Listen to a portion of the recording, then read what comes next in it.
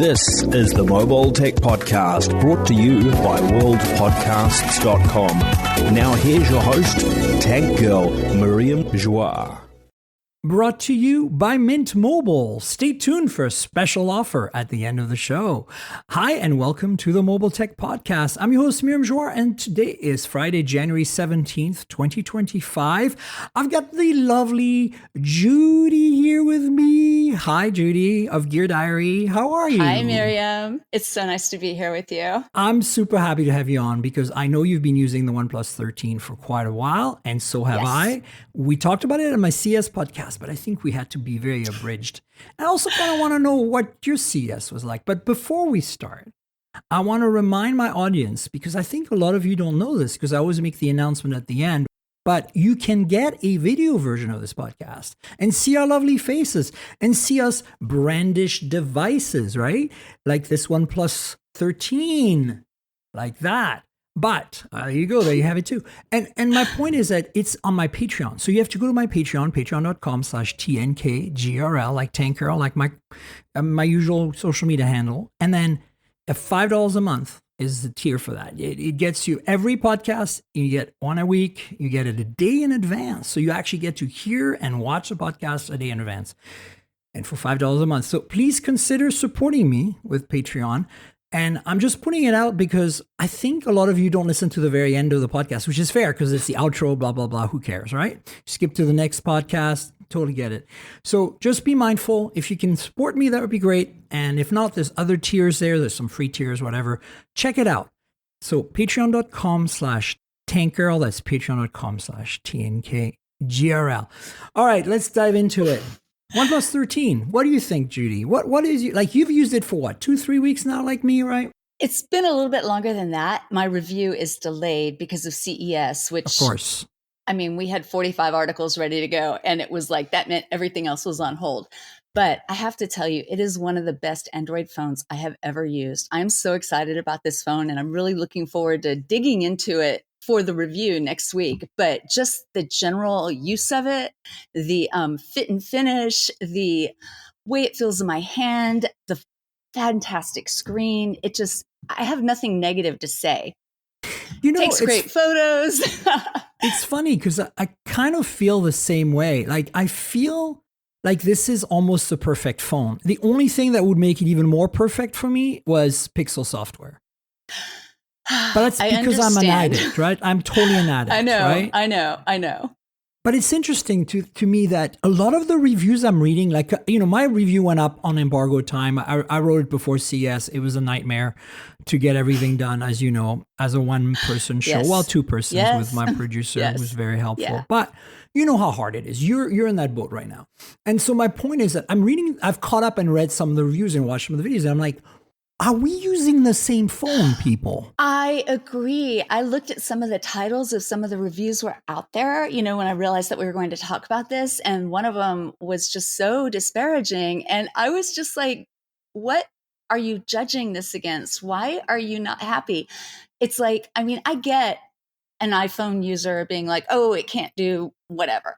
But it's like, if you're using an Android phone, this ticks just about every box. It's got a great camera. And I mean, obviously there are some phones with better cameras. However, for the US market, okay, sticking purely with that, I've been very pleased with it. I agree. And I think, one of the couple of things I've seen that made me go like scratch my head was see people complain about the price. I'm like, come again? Like, compared to every other flagship, just on specs alone, right? Like, yes. You look at Galaxy S24, I know 25 is coming up soon, but right now it's 24. You look at that. You look at Pixel 9 series. You look at iPhone. Well, we're not going to eliminate the iPhone because that's a different experience, right? And the iPhone is $799. You're going to say, well, yeah, but it's not really $799 because $799 if you don't get a carrier thing, right? And then it's $839 or something. And then you get less storage and you don't have telephoto. So, you need to go to the Pro. Right. And then immediately it's the $999. And then, the other thing is like every phone went up $100. respectively. Right. Like S24 Ultra from S23 Ultra went up 100. And I think Right. you can compare this phone to S24 Ultra. I think it's the camera is solid enough that it's not S24 Plus. Like size, it's S24 Plus, on Right. paper specs, but I think in actuality, it's more like an Ultra. And then the other thing I think that people are not like talking about is like, same with Pixel. To get the same amount of storage on an XL Pixel 9 Pro, like the large one, Right. because you have to match the screen size, you Right. immediately are $100 over. So that's kind of my beef. My beef is like some people are comparing price. I'm like, where are you coming from? This is the most bang for your buck on the flagship Android scene in North America. Then Agreed. if you want to go cheaper, there's the 13R, which is Right. incredible for the money, right? It's a great phone. Yes. So now, the other thing people are complaining about, and I want your thoughts on this, is like even Nick in my podcast last week at CS was like, yeah, the camera. And I'm like, dude, I'm sorry. This is the second, maybe third time, if you count the open, where OnePlus is literally at 99% of the performance of camera of a Pixel, of an iPhone, over a Samsung Galaxy. Like where, Agreed. like, yeah, low light isn't, I'm sorry, but it's a different vibe in low light because of the color science. I think people who are knocking low light on the OnePlus 13, I think they're not looking at their photos very well because I like, want you to say feel that something way? too, though. The zoom The on this. zoom. Okay, so stop. While I was at CES, Caleb and I were sitting outside a hotel after a meeting, and they had this media lounge right outside with like glass beads and little fire pits and things and trees wrapped in lights. And so Caleb is reviewing the Vivo, I think it's the 200 Pro. Yeah. Did I get that right? Yeah. Since I don't have it in hand, I'm like, I can't remember. But in any case, that phone I felt took slightly better pictures than the OnePlus. I had the iPhone 16 Pro Max with me. And so I would take photos of like the glass beads in the deal and zoom it as far as it would go. And it would like blank out when I got above a certain zoom. You know how you can turn the little slider and like really keep going? Well, on the Yeah. OnePlus, I was able to get incredible detail. And I'll admit, Caleb's phone blew it away just a little bit. But the difference between the iPhone and the OnePlus in Zoom just was like, dang, okay. I mean, I don't think you can say when you're comparing apples to apples, not oranges to oranges, that the camera is not one of the best that we've got available to us in the US, period. And that's exactly my point when I say that you can really not only compare this to the S24 Ultra, because, Yeah. In terms of zoom performance, it's amazing. It's amazing Yes. for a 3x telephoto is what I'm saying. And yes, Yes. Vivo X200 Pro, like the previous 100 Pro and the 100 Ultra were very well, like they set the bar for what telephoto can be with that 200 megapixel But not sensor. available in the US. Correct, So correct. in the end, And ultimately, cares? if you compare the Vivo to any non-US phones, you have to compare it to what I was trying to say, the Find X8 Pro, which Right. is better because it has an extra 6x telephoto than the OnePlus 13. The 13 Right. is not a Pro or Ultra phone on paper. It Right. only has one telephoto. So, right. and you say the Vivo only has one telephoto, but the Vivo's telephoto is totally on steroids. And they've focused on that. It's clearly they're Steroids, it's focusing. on crack. Are you kidding me? I know. Like they're focusing on telephoto on the Vivo, but OnePlus didn't say like this is a camera with a telephoto. They said it's a camera that's a Swiss Army knife, and I feel that's true. And going back to the light, yes, in absolute, the light performance is worse than a Pixel because of the algorithms. I don't know if it's worse than a Galaxy, though. I don't think it's worse than an iPhone. So that's kind of where I'm like, where are you seeing? There's a difference. It does amplify light a little too much in some places, but I also feel that in other scenes I've shot, it's actually giving me lots of shadows and darkness, which is what I would expect, which is what my eyes see. So I'm not sure how you feel about the low light stuff because the zoom, we're all clear. It's amazing for zoom. Yes. Right? Low light has not disappointed me. So, I'm looking like, obviously if you're taking a photo in a darkened room, the pixel is always going to be excellent. But when you're taking photos of things like neon signs, sometimes the pixel has let me down, at night, neon signs, things like that. And the OnePlus has done a really good job with that. So it's, again, compare apples to apples. They're different cameras, everything else. But I feel that for the money and for what you get and the amount of memory, it's like, if it's your phone first, if it's your communication device, it's a great size. It's a great, for reading, for texting, for doing all of those things. But when you get into the camera, I think that it just really shines. So Yeah. as you can probably tell, it'll be a very positive review. I really like the phone. And again, the fact that they moved from that curved screen, which I really hated on the last version, this being, just the barely beveled edges where it's not the screen itself screen. is perfectly flat. It's just the glass Perfect. is 2.5D, and it actually makes, again, I think it's important that the audience understands that this phone, the OnePlus 13, is a Find X8 Pro without the extra telephoto and with a different chipset. Physically, they are identical. Like the size, the thickness, the way they're built. The camera positioned slightly differently, but you look at even the openings, the button placement there, and what else is like that? The Realme GT7 Pro, the flagship from Realme.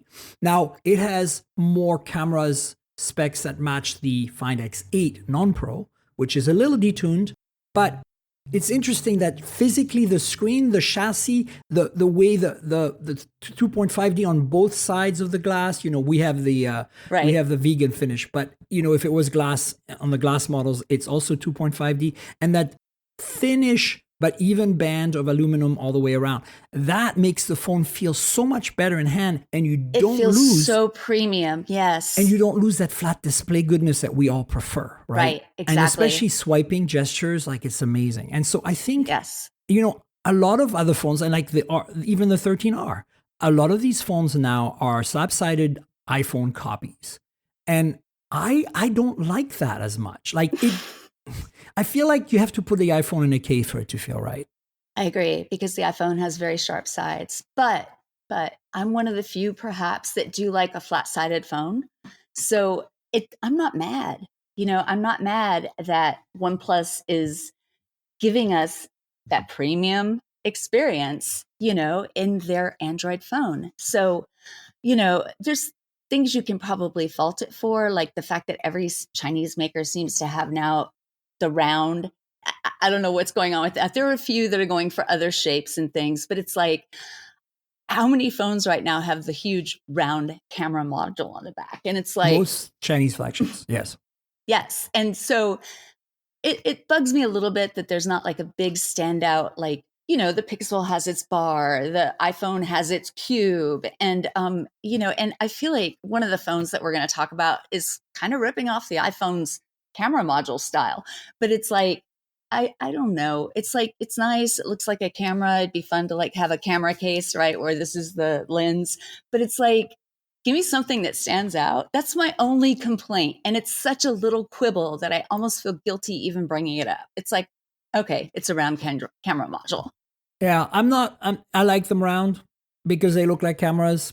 So yeah, I don't mind so much. I think that I'd rather have that than the iPhone squircle thing. But if I have to pick one that's I prefer overall, I think the current Pixel, especially the new one with the Pixel 9, where it's separate now. It's not like falling onto the edges anymore. Yeah. That bender style, perfectly oval pill shape. That I think they've nailed it, and I hope they don't go away from that design. We hear that I agree. Pixel 9a is gonna have a flat back where the camera is flush, and they're gonna get rid of the visor. And even to me, if they had just painted or put a piece of glass to kind of suggest the visor, it would be better from like you can recognize it as a Pixel on the streets, right? Like, and I think that they're moving away from that for whatever reason. But Google always makes the worst decisions, and as you know, Stockholm syndrome. I'm an all hostage with them. So, I'm a Pixel fan for better or for worse. But I honestly, understand, and I was for years. It's hard to quit some of those special Pixel features. I get it. I mean, for me, if this had call screening, like just the call features, I don't care about anything else honestly at this point. Like, Yeah. I prefer the user interface of the camera on the OnePlus. I hate what they've done with the Pixel camera where you have that toggle between camera and video. I hate that. I think it sucks. I think that there's a lot of room for improvement there.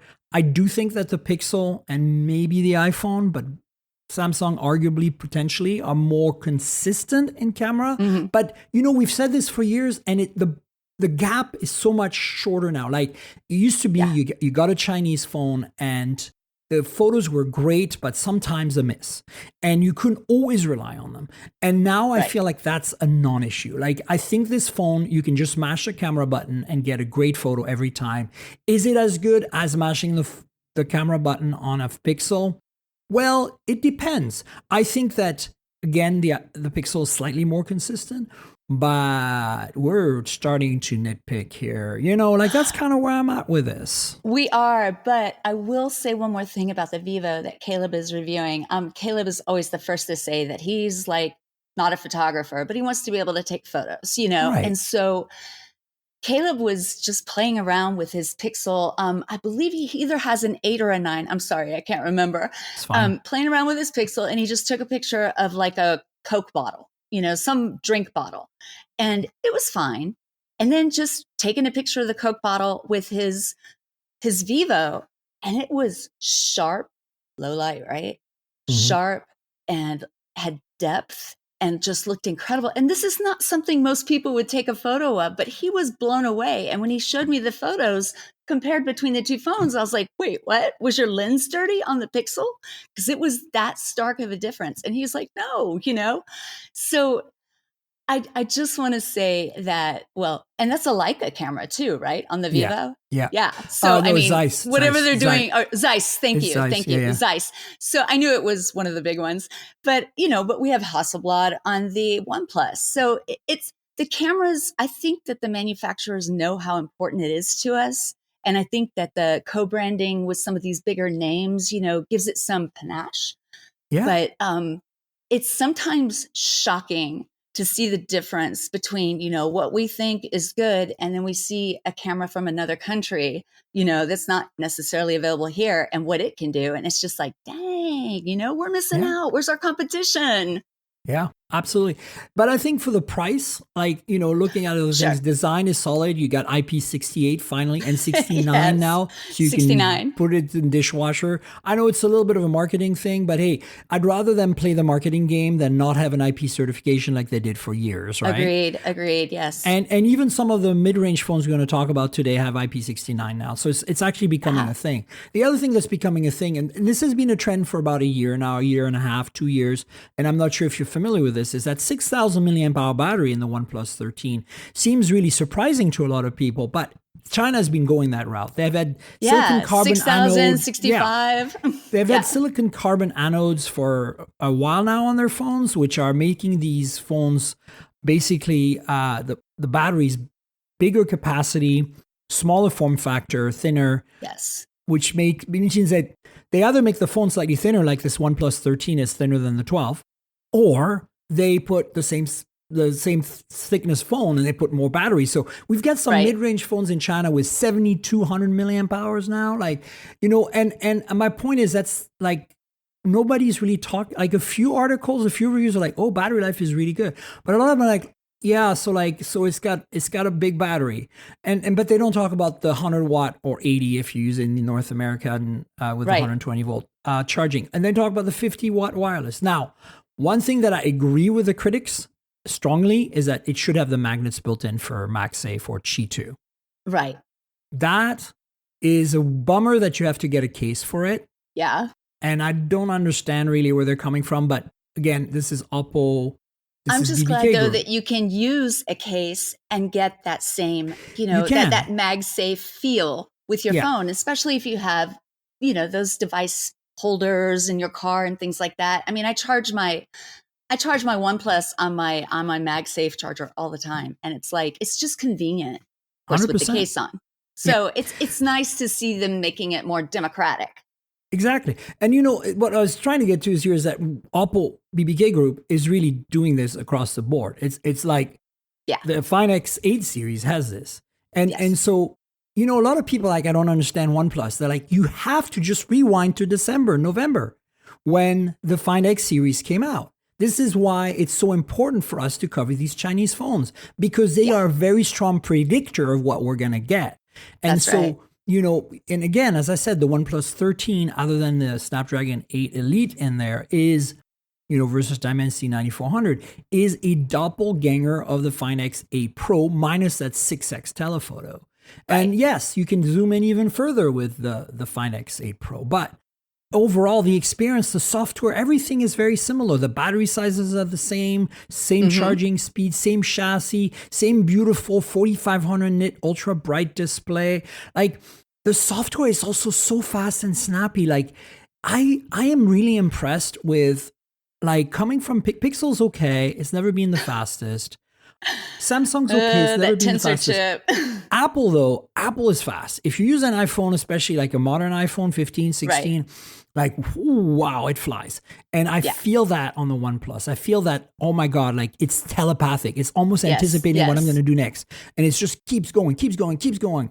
Yes. And that, for some people, I totally understand if you want that instead of the Pixel experience, like, because you were willing to drop the call features for that. And that's what I'm saying. Like, why is this phone not getting more love? And I can also understand it's the early beginning of 2025. We're going to get the S25 series. We're going to get more phones coming, you know? So you can't be too crazy. But at the same time, remember, guys, this phone came out in December 24. It's really last year's phone now.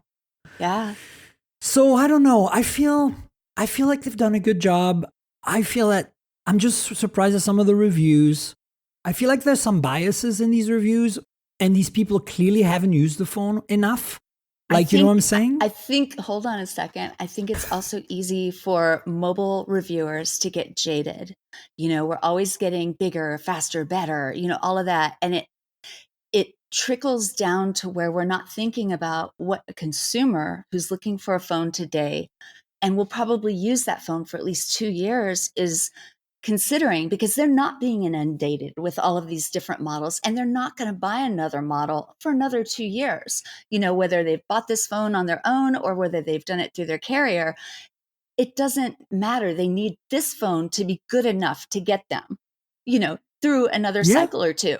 Absolutely. So it's like, but reviewers, you know, we're sitting there going, oh, this has this. Oh, this has this. Oh, wow, look at this. Why doesn't this have this? Well, the phone came out in December, and now we're talking about phones coming out next month.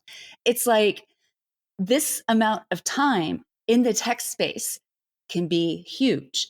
So yes, this may have, you know, X feature, and this may not have it, but this does this, this, and this. And is that enough for you? So it's like, I don't know. I have to remind myself, and I hope that other reviewers also remind themselves, that there's no reason to get jaded about what we're looking at and to like cut things down because they don't have the big new feature. They're still quite good enough often. I also think it's a value thing, not value for cost, but like looking at the, you know, the 5 pillars, as Marquez would call them, right? Battery life, you know, performance, you've got camera, you got display, and I can't remember what the last one is, software or something like that. Software. The point I'm making is that it's an extremely well-balanced phone. Nothing stands out more than the rest. And usually the camera in OnePlus, and again, I would say before the Open, the cameras on OnePlus were kind of like, that bar was a little lower. It was obviously lower. Yeah. But this time it's not, you know, and last year even, I don't think it was the case either. This is actually a big improvement of the 12. I feel like the never settle tagline has never been truer. Yeah. And for the price. This, I've got in the case as well here. This is the 13R. I've got the black one. Not very exciting. I would have liked the white one. Spencer. Anyway. He knows I'm messing with him. I've already told him that. But the point is I'm making is that, like, this is amazing for $599. And again, it's $100 more than last year. But hey, you're getting 8 Gen 3, which is not an old chip yet. And then you're getting the same display pretty much, just no 2.5D glass. It's got the iPhone slap sides going on. You're getting cameras that are detuned, but they're not bad. They're just, you know, mid-range cameras. But this thing, if you're playing games and you want affordable phone and you don't want to go to like Red Magic or something crazy like that, where the software is going to be super wonky, this is a pretty solid choice. It's missing wireless charging. Obviously, that's a bit of a bummer. But I am very happy with both of these phones. And I feel like OnePlus really nailed it this year more than last year. And I thought last year they nailed it. The 12 and 12R were like, I was kind of bummed we didn't get what's it called? A Open 2, right? Last year. But at the same time, when I looked at the lineup, I was like, well, what else do you want? Like the 12 and the 12R are fantastic. Like, and the Open, if that was the phone that you got when it came out, it still holds up. And who knows? Maybe we get an Open 2. Yeah, I mean, the Open is still a great phone, and it's getting the updates. I've got 15 on it, and it's like I turn it on, don't always use it, turn it on, and I'm like, oh, look, an update. I mean, that to me is important. Like, give me consistent updates. Let me have the latest operating system. Don't mess around with that. And they were a little bit slow with that on the Open to begin with. And then it's like they've just been consistent since. And I really appreciate that. I don't know. OnePlus has just stepped up. I always felt that they were giving you bang for the buck, but I feel like now they're really, really like a competitor. And so many people still don't know about them. That's what's so crazy to me. What kind of phone is that? And I'm like, are you kidding me? Well, so that's another thing we should be critical of, is that it is not available through carriers. And I think this was a big mistake. I think that somewhere along the way, they lost that T-Mobile partnership, but also even T-Mobile is a problematic one. Not because, I love T-Mobile. I'm a customer. I never would change carriers. I mean, unless I had to move to a place where T-Mobile didn't work. I mean, that's very important geographically. That's great for you because you're a T-Mobile customer, but I'm an AT&T customer. No, and I know. I love my service, but guess what? I didn't get a lot of the features on the OnePlus phones that were T-Mobile compatible. That's what I'm saying. Yeah, they'd work with AT&T or work with whatever. But yeah, it's like now I feel like it's, again, more democratized. And it's like, okay, you can't buy it at the carrier store. However, they do offer financing. They do their crazy trade-ins. They do all these things. So it's like, don't lock yourself into a contract just to get a phone. Get the phone you want and go to the carrier you want to use. And so exactly. I do agree that it's probably hurting them as far as like brand recognition and as far as, people making an impulse buy when they're in the carrier shop and they need a new phone. They're like, ooh, that's cool. They don't get that experience, but that's where we come in. We're telling you what else is out there. Yeah. And also, what I was also going to say is that when they were with T-Mobile, it was also a problem, not because like you could buy the unlocked version and you'd get good care. At the time, it would, you'd get generally decent carrier support unless you want Verizon. But now you get good carrier support overall. The thing, though, is that when they were with T-Mobile, even when they had that, like it hurt them to only be on T-Mobile. So what Pixel's done right, and what, of course, Samsung and Apple's done since forever now. But Pixel kind of was in that boat for a while, only had one carrier. And then eventually they're like, we're going to line them all up. And well, Apple did that too in the beginning. They were AT&T only, correct? Right. But I'm talking about like in the last... Google's only been like 3 or 4 years now that they've been with all the carriers. It used to be Verizon only for a while. Right. But my point is that OnePlus really needs these things in stores. And look, our audiences know better. They read our reviews. They understand unlock. They understand pay, own your device, pay full price or whatever, or finance it over time as a separate thing from your plan. But the average person still walks into a Verizon store, and I always use Verizon because they're kind of the pseudotypical normal mobile customer, right? Like they walk in the store and then whatever the whims of the salesperson is that day, you pretty much gonna end up with a Samsung or an iPhone. And, well, then maybe we need to be telling people go to Best Buy because Best Buy has other phones. Exactly. So you end up with an iPhone or a Samsung. Maybe you end up with a Pixel if you're lucky. Yeah. Maybe a Moto Razr. Maybe a Motorola. Yeah. But why isn't OnePlus is losing an opportunity there? I feel, especially now that these phones are not like just performance-oriented Apex type devices. There was a time when they weren't as balanced. The cameras wasn't good. It's really about performance, or fast charging. And now everything is solid. You got the IP rating, blah, blah, blah. And I'm like, this is where you want to be in carrier stores. So I don't know what they can do about that. But even though I personally don't care, and I would always buy my phone unlocked, full price, like I do with my iPhones, which is the only phones I buy anymore because Apple doesn't hook me up. I think... listen to you. I know. It's such a problem. So difficult in my life. Oh, Yeah, Stephanie, if you're listening, I know you're on maternity playing leave, my but- tiny little violin. I'm kidding. Oh, I know. I mean, we all have some compromises to make. But look, these phones are great. I think that they deserve a lot more love than they got somehow. And I think a lot of it was CES. A lot of it was rushed reviews where people didn't really actually try out the things in detail and kind of went with their Right. previous assumptions from OnePlus. And some of them, I think, I feel my review was very, very, honest. I And so enjoyed check your it- review. Thank you. Check it out on Hot Hardware. Hot Hardware is a little geeky, so there's a whole bunch of benchmarks. You can skip all that crap if you don't care, because I always run them, and it's always a lot of work to do all of that and the graphs and everything. And I know that most of you will have your eyes glaze over. All phones are fast now, and if you're a gamer, you're gonna get a gaming phone, or you're gonna get a flagship, and any flagship's gonna play games really well, especially the ones with Qualcomm chips and MediaTek Right. chips. The MediaTek, Pixel is yeah. a whole different story. But, it's still okay for gaming, just not maybe as okay. Anyway, so let's move on to the rest of the Yeah, stuff we got on a have. tangent, didn't we? Oh, but that's the whole point of the show. So let's talk about some of the news we have, because there's a Yeah. bunch of stuff. Because I skipped a lot of it for CES last week, obviously. Catch up. So let's see. We've got a bunch of new phones coming out from China, which is kind of cool. Some of them are actually global now, which is why I put them in here. And then, let's stay in the BBK group for a second and Yeah. talk about the Realmes, because the Realme 14 Pro and 14 Pro Plus are now global. And so this is the thing about the Realmes. These particular phones are essentially like $300-ish camera phones. So take everything you love about OnePlus 13, not 13R, and just like lower the performance of the chipset, remove wireless charging, and cut the price basically in half and give us the same cameras, but with a Hasselblad branding. That's basically what the Realme numbered Pro series is. So it's always, last year was 13, actually did two last year, 13 and 12. It's like how Reno series from Oppo is like, there's one every 6 months.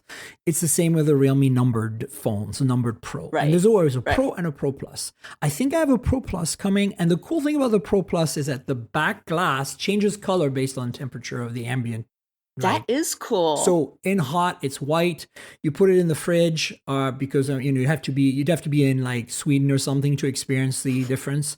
But within a few seconds of being in a colder temperature, the back starts showing like it's a marble kind of finish, and it starts showing like blue streaks in the marble. It's really kind of interesting. That is But that's cool. a gimmick. What is cool? It is a gimmick because you'll probably Yeah. have it in a case. But Exactly. What is cool is the camera system. First of all, you got a nice, big display, 120 hertz, 1080p. It's got that quad, 2.5D thing going on. So again, the BBK group, the Oppo, Realme, family resemblance here. They're trying to do what they did with their flagship, which is a GT7 Pro this year, and kind of bring that down at a $300 and something price range. And so the cuts, if you want, are the Snapdragon 7S Gen 3 on the Plus and Dimensity 7300 on the regular, right? No big deal. Those are great chips. You get that nice little temperature back option, 50 megapixel main camera with a large sensor. That's essentially, you look at these camera specs and they're identical to the Find X8 non-Pro. For $320, and you don't have the Hasselblad branding, but you read between the lines. This is basically the same cameras, right? Right. So that's pretty great. You get a 50 megapixel, 3x tri-prism telephoto. Does that sound familiar? And I think the only area where they're cutting down a little bit is with the ultra wide. I think that's like maybe slightly less, 8 megapixel. Yeah. And again, the telephoto and the main have OIS, so they're not skimping out on any of these features. And that's why I'm excited about these phones, and I've requested a review in it. Also, 80-watt charging, like no messing about. 6,000 milliamp hour battery, no messing about. Just the prices are insane. This is India prices, but like, wow. What are your thoughts on this? Do you think this is cool? Because I always think it's cool every time they release a new one of these. I do too. And I will say that Realme always impresses me because their phones are so pretty. I love this pearl white or whatever they're calling it version that they've got. It just looks lovely. And of course, it's probably going to get covered up in a case, but with the gold trim, it's just a nice looking phone. And I love that they're giving such excellent specs for such a great value.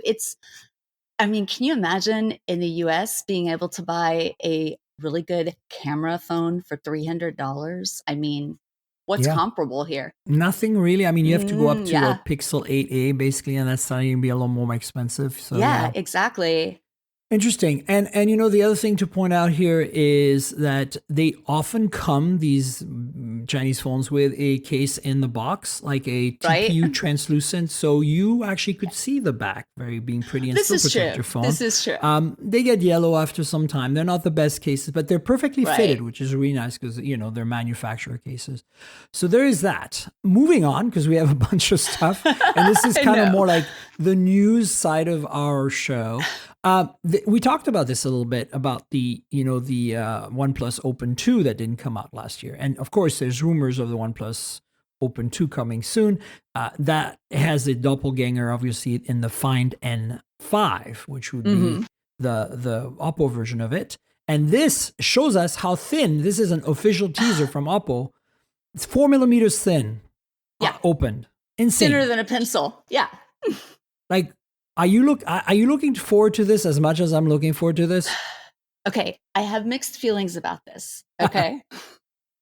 It's like, I don't have an issue with not a thick phone, but like a little bit more body. I mean, I do put my phone in my back pocket a lot of times. And I'm always Ooh. like, is it gonna bend? You know what I mean? It's like, and usually it's when I'm walking around and stuff, but it's like, I'm mindful to not put a folding phone in my back pocket, which makes me a little nervous about the new Samsung, the Slim.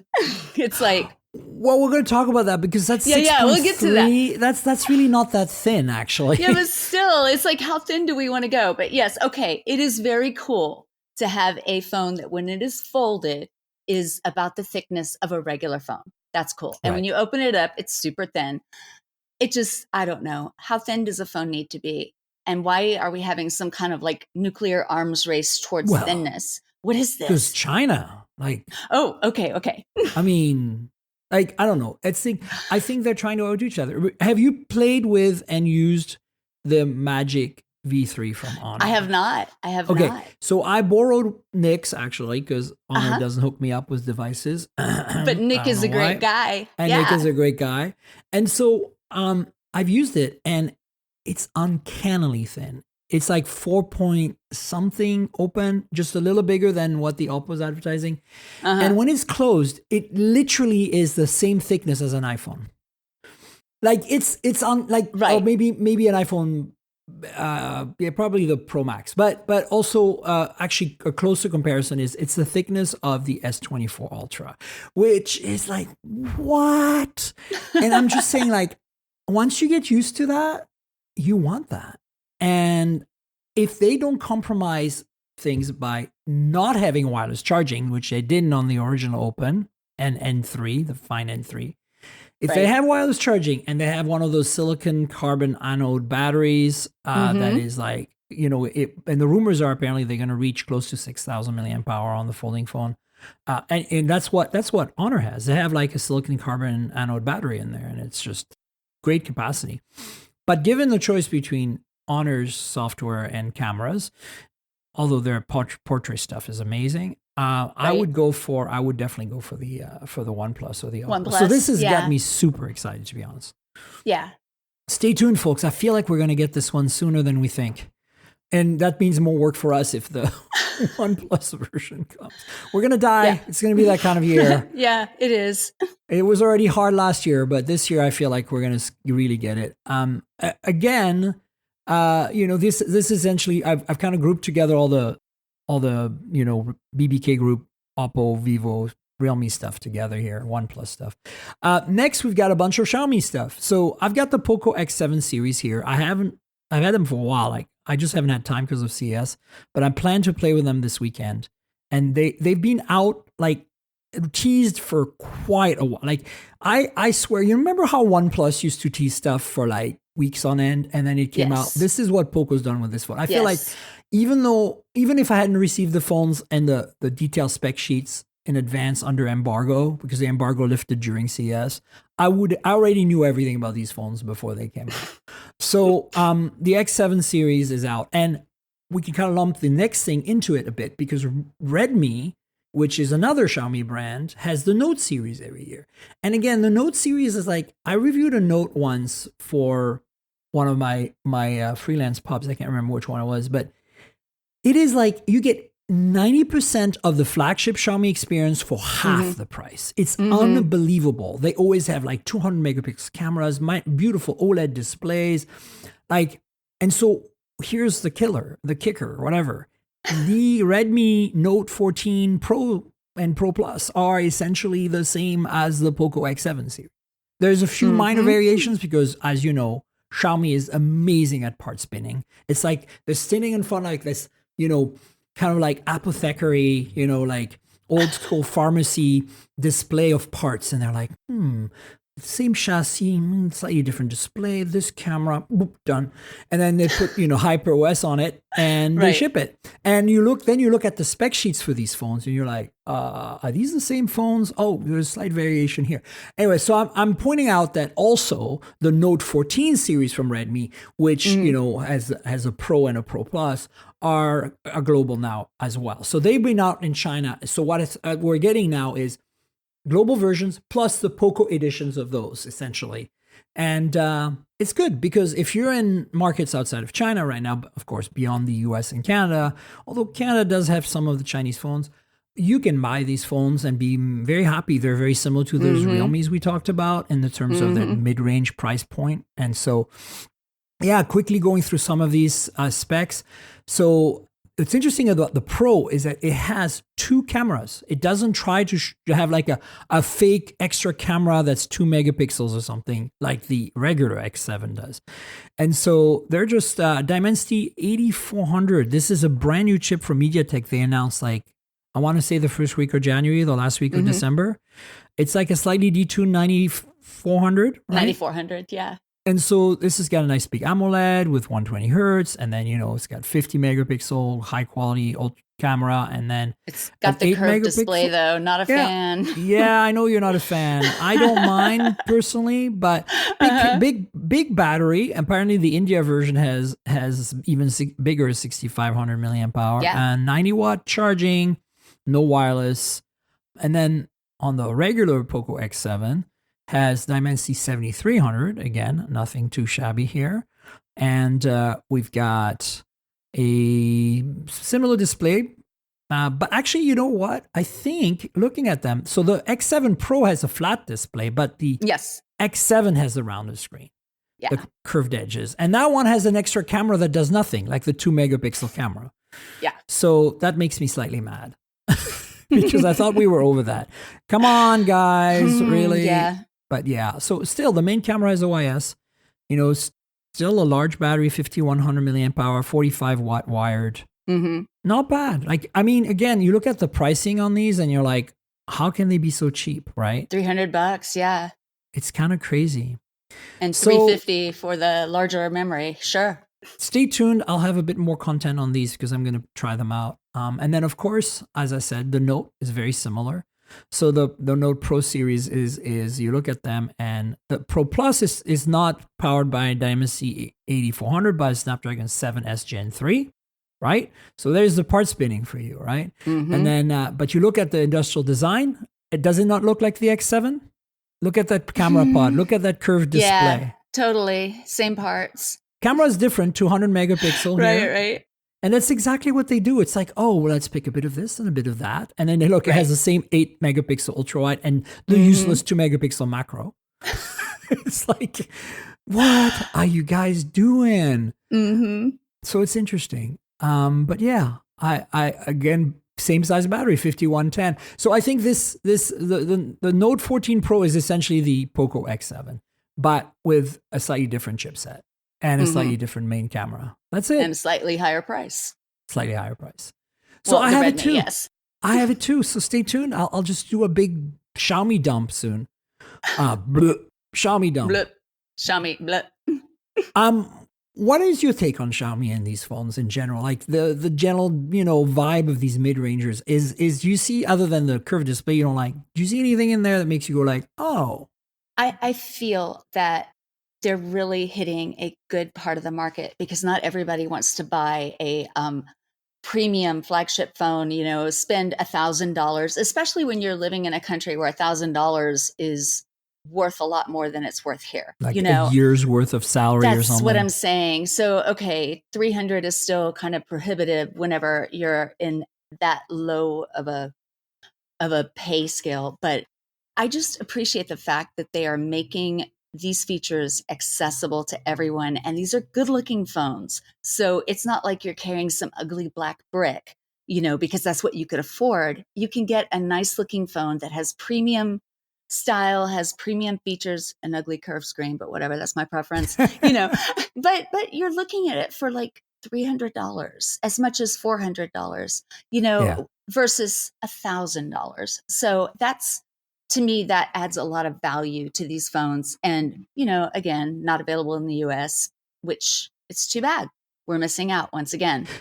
So what we get in the US at this price point is the Moto G series. And guess what? Just like clockwork, again, during CES, what the hell? Why are you lifting embargoes during CES, folks? Especially US media, US products, I mean. It's like, why? Anyhow, we now have a couple of Moto Gs, Moto G Power. Okay, what I like about these is that vegan leather industrial design that looks much more like the Moto Edge series, they're much more premium. Yeah. I dig it. The thing that I don't like about them immediately is like, oh my God, look at that chin. Did you see that bezel at the bottom and the front? Oh my God. But they've always been like that. These are LCDs. They're 120 hertz. I don't have the specs in front of me on the resolution, but in the past, the Moto G has been a 720p display. So this might have been bumped to 1080. I don't know. But the Moto G Power is definitely 1080. So, they look good.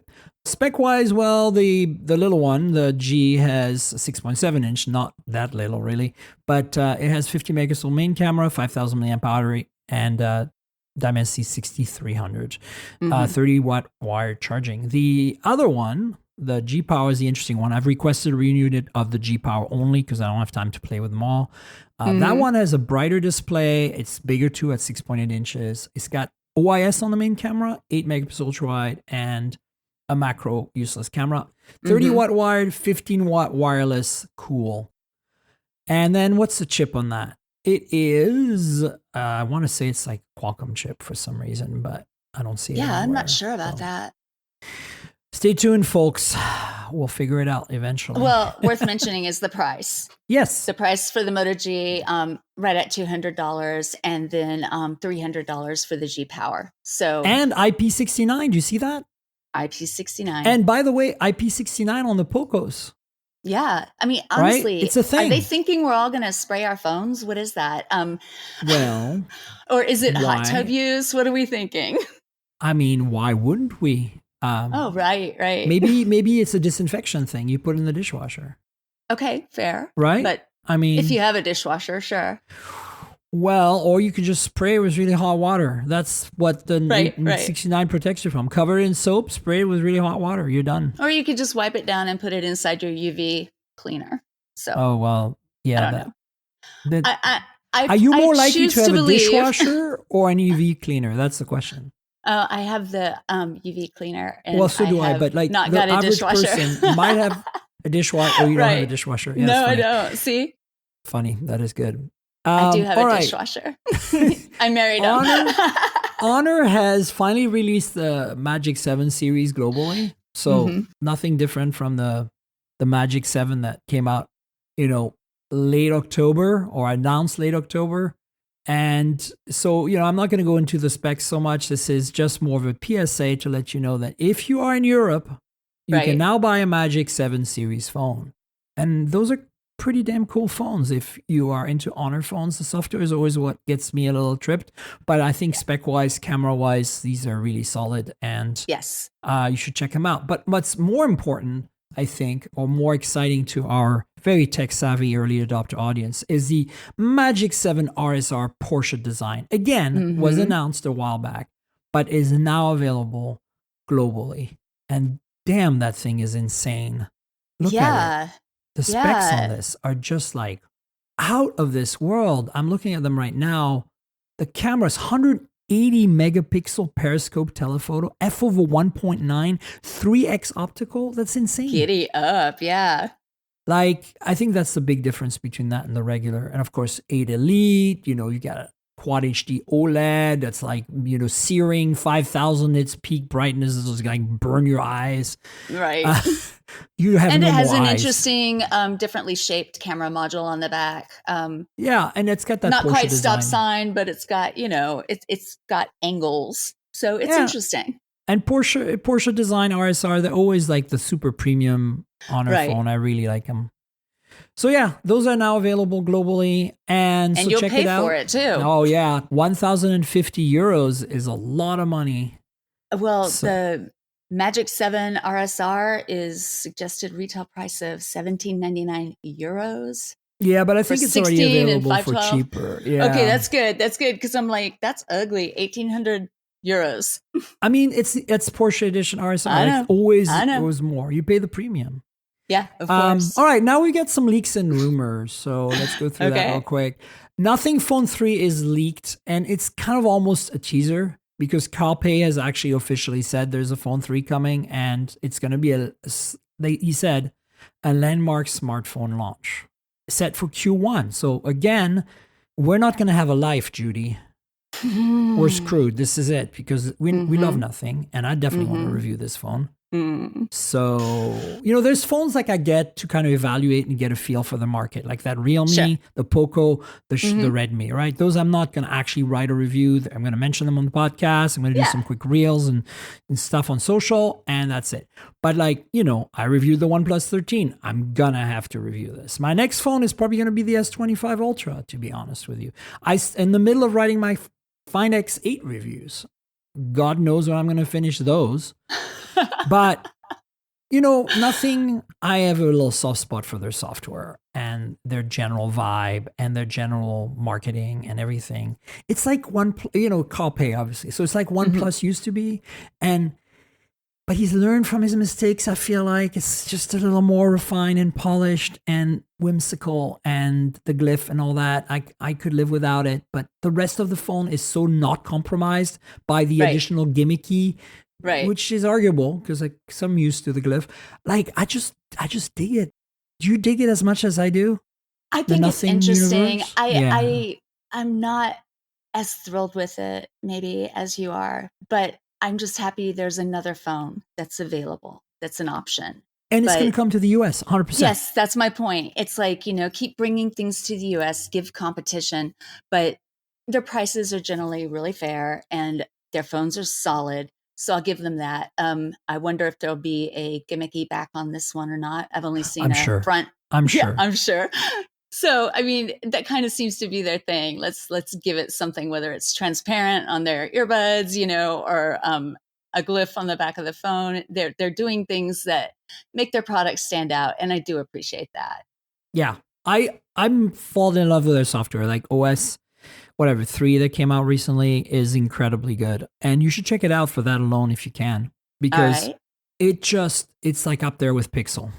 It's really good. Oh, that's it doesn't have the call features. Okay. Somehow, why can't nobody replicate the call features? And before you go nuts out there, listeners, I know because I've been called on this on social media. Excuse me for saying, well, you know, Samsung has some of these call screening features. So does not Apple. exactly. I'm like, no. You know what I'm saying? Like, I don't think people understand the depth and the level of incredibly goodness. Way Google has baked in, you know, a whole thing where you can have a bot basically answer your phone. Who are you? What do you want? You know, before you ever answer the phone, so you can screen things. That is not available anywhere else. And that is the one thing when I'm not on a Pixel phone that I truly miss, being able to like screen my calls, not just have them, you know, automatically go to voicemail because it's not a number that's in my address book like the iPhone will do, or, you know, having to use the AT&T I can't remember what the name of it, Armor, I think, or something, where it'll screen calls for you and let you reverse look up and see who it was and block them if you need to or whatever. It's just so perfectly baked into the operating system on the Pixel that it is hard to quit. And you do miss it when you move to another Android phone. 100%. Absolutely. And that's what I'm trying to explain to people. Now, if you don't take phone calls, you won't care. Yeah. Maybe you don't care. But for those, I think a lot of us love it because we're journalists and we get random freaking calls from people we don't want to talk to. But at the same time, it could be important. So it's like call screening. I use call screening all the time. Yes. And like, sometimes I realize, it's like the henchman of like this company that I'm working for, but not their main PR person calling me. Right. So the number is different, but they need to get in touch with me. And so they say, hey, I'm with OnePlus or whatever. And I'm like, oh, you're the henchman. Okay, sorry. Like I'm joking, minion, whatever you the call henchman, like, the toady. Yeah. It's like, my point is, it's like sometimes it's really helpful. And I know it trips some people. They hang up right away or whatever. But you know what? Then it wasn't important. So who cares? Anyway, moving on. We have some rumors and leaks here. So you mentioned the Samsung Galaxy S25 Slim earlier. You called it thin, but we now have a comparison like diagram that's leaked. Of the thicknesses of these phones. So what it looks like is the S25 Slim is going to be an S25 Plus with essentially a thinner chassis. And from all accounts, there's other stories related to this one. If you go dig around the internet, of the battery being really small, like 35, 40, 4,000 milliamp hour, which might hurt it. But to me, this is exactly what you shouldn't be doing. Like, I feel like if this is what Samsung's giving us, this is a total fail. Like, I would expect this to be a different phone, like different industrial design. This is an opportunity to recreate the design, change it a bit. Don't make it identical in size to the 25 Plus. Make it, and it's only 6.3 millimeters, 6.4 millimeters, according to the rumors. So that's actually not that thin. And you're going to say, sitting on your phone in the back pocket, like, hear me out for a second here, okay? We have history on this. Do you remember the Moto Z, the one with the mods, magnetic adapters in the back? Of course. That phone was 5 millimeter thin. We're talking a decade ago. Now, of course, most people use it with mods, which made it a little thicker and made it structurally a little stronger. So if you sat on it, you didn't break stuff. But I do remember it being very hard to bend. And so I think you can make a phone that's 5 millimeters. And I think that's what Apple's going to do. But I think Samsung should have chased that beast, right? Like they're like 6.3, you're not really applying yourself very much. And unfortunately, because of that slab-sided iPhone-like design that Samsung's been doing for the S series for at least 2 or 3 years now, it's not going to look that thin. Right? Like, what OnePlus is doing on the 13, like by rounding off the top and bottom, that's looking thin. Right. And I'm like, I don't know. Like, is this enough? Now, if the price point is good, we can't complain. If the battery life still holds up, we can't complain. But I have a feeling that they didn't try as hard as what Apple's going to do. Thoughts on all that? I am going to agree with you. I feel like if the battery life is suffering just so you can have a slightly thinner phone. I mean, if they're not using like the latest battery tech that maybe some of the Chinese companies are using, whatever it is, for whatever reason, in their thin phone, they're not able to put at least 4,000 milliamps. It's just, I mean, 3,500 feels like 5 years ago. And this is a rumor right now, though. So let's see how we'll see. Because again, silicon carbon, it could be a thing. And if you put this phone in a case, how much thinner is it actually? I don't know, exactly. Unless it's like a later case or a, Pitaka or something like that. If they even make it for this model, it's like, if you put any case on it, who cares that it's the Slim?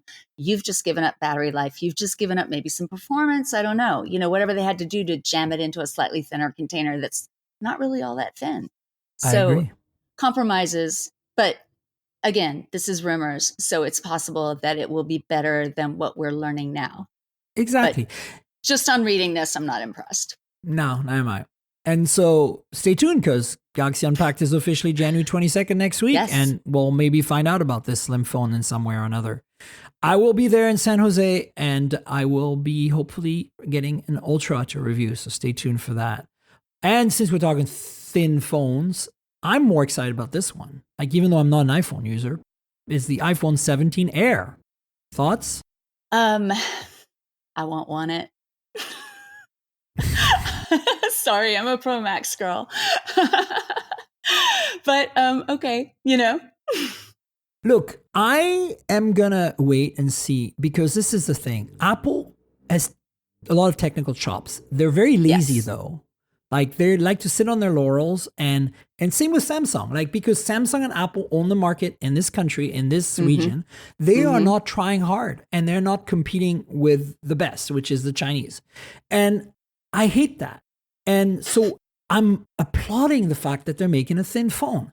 But more importantly, what I'm applauding here is that I think they're going to be thinner than 6.3. The rumors are from Bloomberg, from Mark Gurman, is that it's going to be as thin as an iPad Pro. Right. Now we're talking 5mm, that magic number I was talking about earlier. And I think for some customers, that's going to be the thing, right? That's going to be the sexiness. It's like the Razor when it came out, the original, like everybody wanted because it was so thin. It could slice, it's dice. It's a Razor, chop, chop. Do you feel though that there are that many people who walk into a store and they're like, I must have the thinnest iPhone? Absolutely. You think so? It's not you and me. It's not the power users, but even because here's the thing. I don't use an iPhone as my main phone. Of course. I use an iPhone to do video. If the camera is good and does video okay, I will probably try it out instead of a Pro.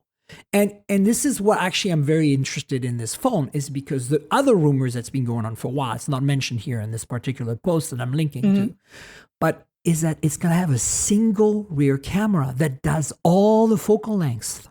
Interesting. So how does that work?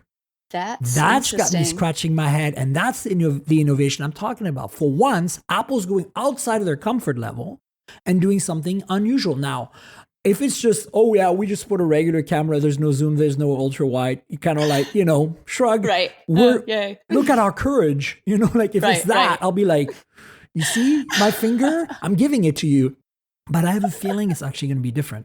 I don't know if you're familiar with Nubia phones, but Nubia is part of Red Magic ZT. They have a 35mm equivalent main camera. So most main cameras on phones are 24mm, but they have a 35. So they actually give you like almost portrait for the default 1X. But their telephoto starts at the regular 0.5 and it closes the gap past 24mm all the way to 35. So here's what I think Apple's going to do. They're going to put a 200 megapixel sensor in there. And it's going to be a 0.5 ultra wide with autofocus and OIS. And they're going to be able to go from 0.5 and digitally with AI zoom all the way to about 5x with very little loss in quality through algorithms and science. And software, right? Computational photography. And that, Judy, if they pull that off, that would be impressive. I'm impressed. And that's why I'm very excited about this compared to the Samsung. Like the Samsung's not even on my radar, to be honest with you at this point. This is good for people who don't like holes, right? I can't even remember what that phobia is. Some people have really complained about the fact that all these phones have different holes on them and they're just like, it just gives me anxiety. If there's one hole, hey, there's a segment of the market you just happily thrilled. And I'm honestly more excited about this phone than any iPhone in recent history. That's impressive. And I am very not happy with my 16 Pro. I bought a 16 Pro replacing my 15 Pro Max, and it's not the size. I actually like the size. Theo does a lot of my video work, my producer, and so they like a smaller phone anyway. And battery capacity hasn't really been an issue. Cameras are great, but why are you not thrilled? Because I feel like it's not an upgrade. Like my 15 Pro Max, other than the camera button, and the camera button I never use. The only thing I use the camera button for is to start the camera by double tapping, which I could do on an Android phone forever by double tapping the power button. So what the F, Apple? The point is, I feel like, normally I don't upgrade my iPhone, for 3 or 4 years because I have to buy my phones, as I whined about earlier. So basically, but honestly, I'm with the iPhone, that's actually kind of a feature. The fact that you don't necessarily have to upgrade it for several years. Exactly. No, I get that. But I was so excited new chip or whatever. As a camera person, I'm like, camera button, I need to try this. Right? Also, 48 megapixel ultra wide. That's a big improvement, right? So I was like, okay. And then I was like, wah, wah, wah. Wah, wah. And I'm like, why did I spend the money? I mean, I traded in my old one. I got a good value for it, but I want. Well, that is the good thing about iPhones too. They always seem to hold their value compared to everything else. So when you do trade in, it helps. This 17 Air or whatever it's called is going to be like. Well, then there's an iPhone with your name on it waiting for you soon. Maybe they're going to trick me into upgrading again. They might.